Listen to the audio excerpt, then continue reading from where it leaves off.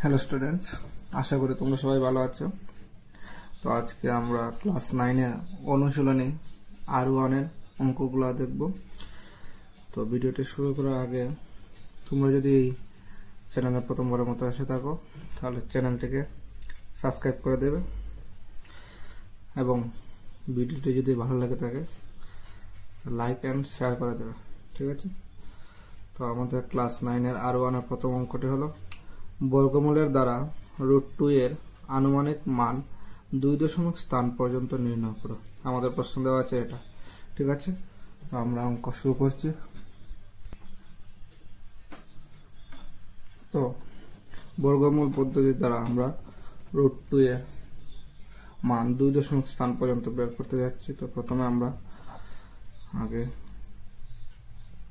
Box বানিয়ে নিলাম, এর মান বার করব √2 তো 2 লিখে নিলাম আমরা। তারপর দশমিক দিয়ে দুটো শূন্য, এক জোড়া দুই জোড়া, মানে যতটুকু ইচ্ছে তোমার বসাতে পারবে তোমরা, কিন্তু আমরা দুই জোড়া বসিয়ে দিলাম এবং এগুলোর উপরে বার চিহ্ন দিয়ে দিলাম। তো প্রথমে আমাদেরকে এমন দুটি সংখ্যাকে ইনটু করতে হবে, সংখ্যা দুটি সেম হতে হবে, ঠিক আছে? এমন দুটি সেম সংখ্যাকে ইনটু করতে হবে যাতে এটির পূরণফল হয়তো 2 হয়, না হলে 2 এর অধিক হয়। তো আমরা 1 এবং 1 কে গুণ করলাম, 1 কে পূরণ যদি করি তাহলে একই হবে, এবং 2 কে যদি পূরণ করি তাহলে এটা হবে 4।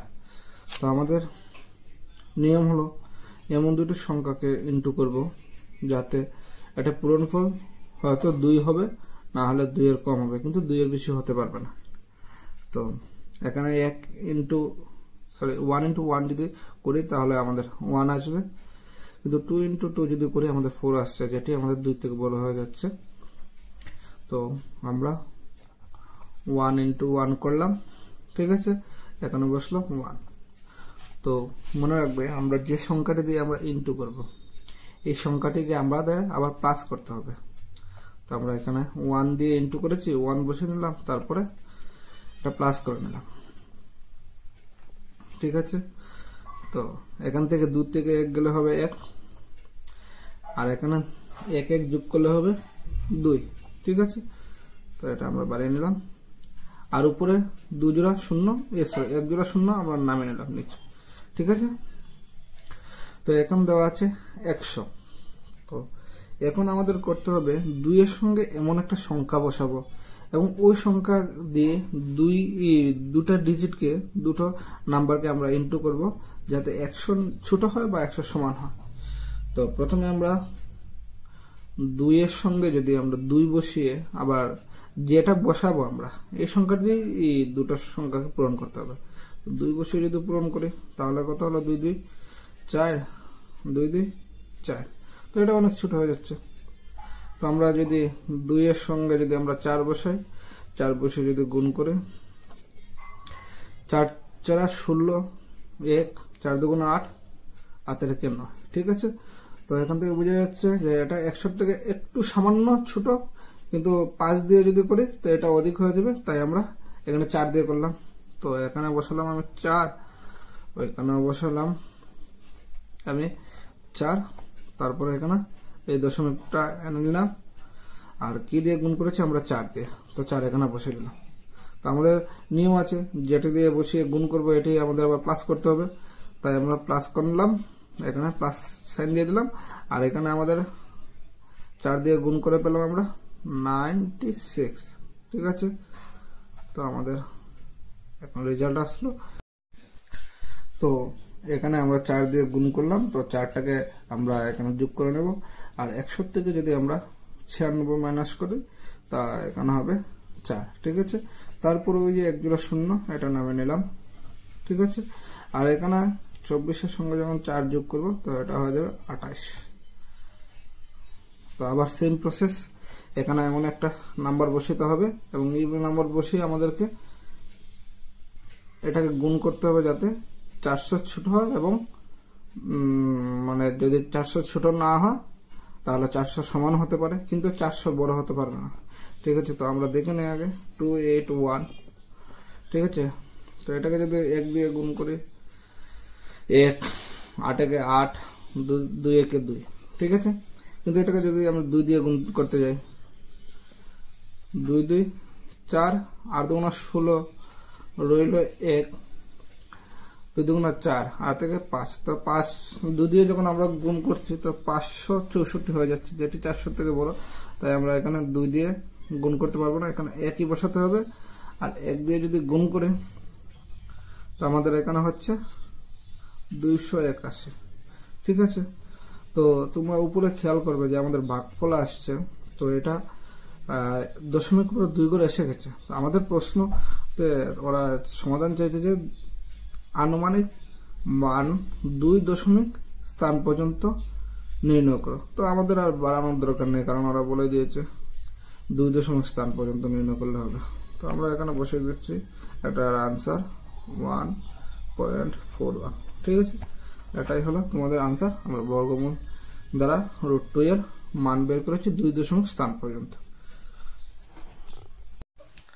তো তোমাদের 2 নম্বর কোয়েশ্চনে বলা হচ্ছে দুটি অপরিমেয় সংখ্যা লিখো যার যোগফল পরিমেয় এবং পূরকফল পরিমেয়। তো আমাদের এমন দুটি অপরিমেয় সংখ্যা নিতে হবে যেগুলো যোগ করলে হবে পরিমেয় এবং পূরণ করলেও পরিমেয় সংখ্যা হবে।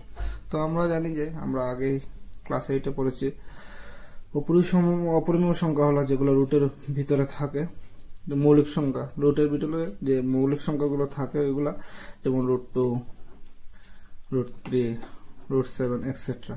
তো আমরা প্রথম সংখ্যাটিকে নিয়ে নিলাম।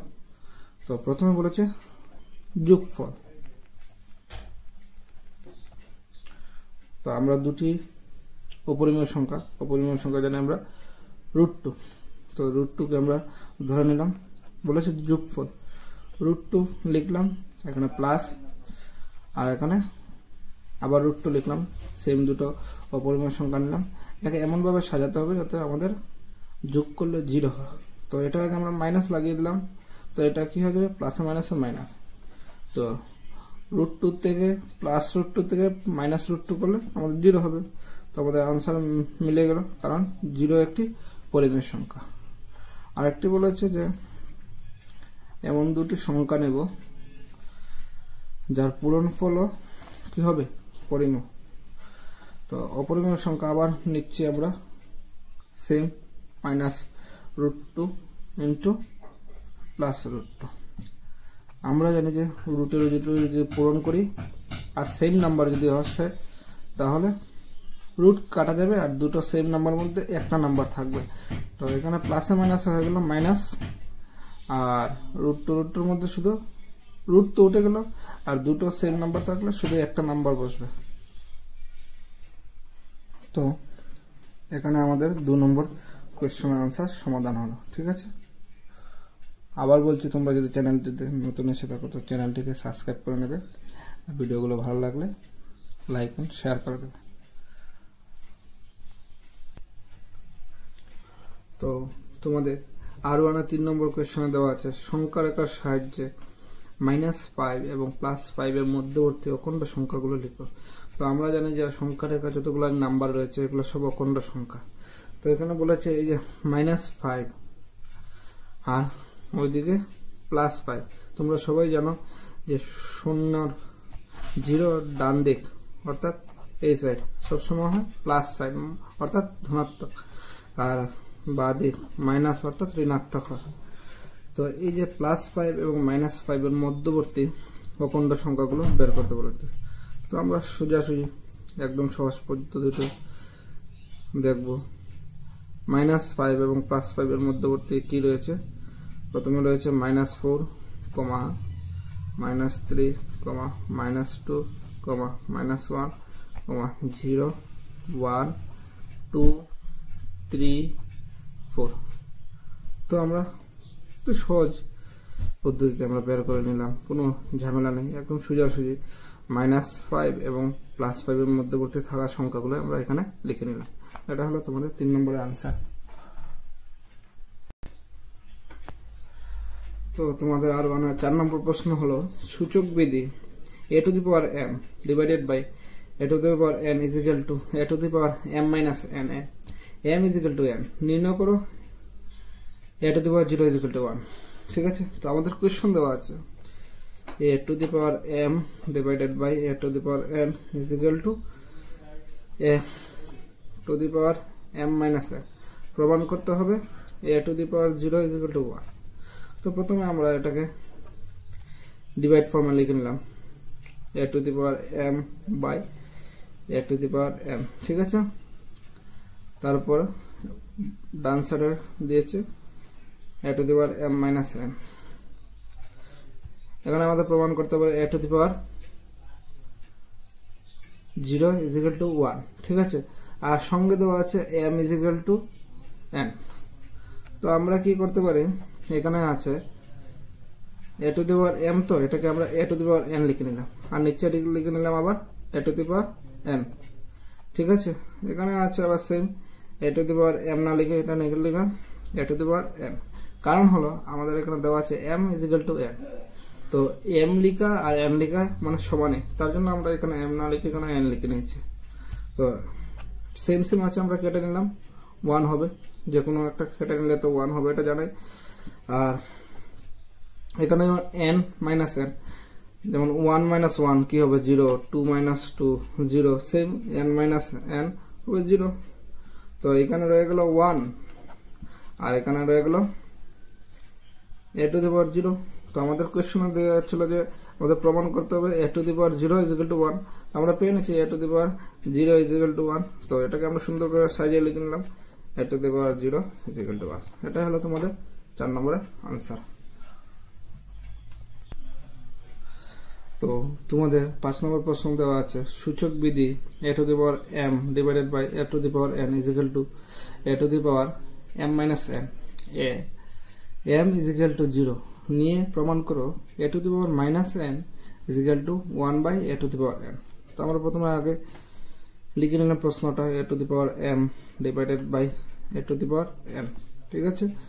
তো এখানে দেওয়া আছে ডান সাইডে আছে a to the power m minus n, আর দেওয়া আছে m is equal to 0, প্রমাণ করতে হবে a to the power minus n is equal to 1 by a to the power n। তো প্রথমে আমরা এটাকে ডিভাইড ফর্মে লিখে নিলাম a to the power m by a to the power n is equal to a to the power m minus n। তো a to the power m কে আমরা লিখতে পারি a to the power 0, আর এখানে আছে a to the power n, ঠিক আছে। তো এখানে রইল আমাদের a to the power m এর জায়গাতে আমরা কি লিখে নিলাম 0 আর মাইনাস n, ঠিক আছে। এখানে আমরা 0 কোথা থেকে লিখলাম, কারণ আমাদের এখানে দেওয়া আছে m is equal to 0, তো m কে আমরা m না লিখে 0 লিখতে পারবো, কারণ আমাদের দেওয়াই আছে m সমান 0। তো এখানে আমরা m সমান 0 লিখলাম। তো এখানে যদি আমরা a to the power 0 বদলা আমরা যদি 1 লিখি, কোথা থেকে, কারণ এর আগের অঙ্কে আমরা পেয়েছি a to the power 0 is equal to 1, আর নিচে রইল a to the power n, ঠিক আছে। তো এখানে 0 থেকে মাইনাস n করলে কি হবে, 0 থেকে যদি কোনো কিছু মাইনাস করে তো সেমই থাকবে n, আর মাইনাসটা বসে যাবে, ঠিক আছে। Same a to the power minus n বসলো। তো আমাদের প্রমাণ করতে বলেছিল যে a to the power minus n is equal to 1 by a to the power n। তো a to the power minus n is equal to 1 by a to the power n, এটাকে আমরা যদি সুন্দর করে সাজিয়ে লিখি a to the power minus n is equal to 1 by a to the power n। তো আমাদের প্রমাণ হয়ে গেল তোমাদের R1 এর 5টা অঙ্ক প্রথম।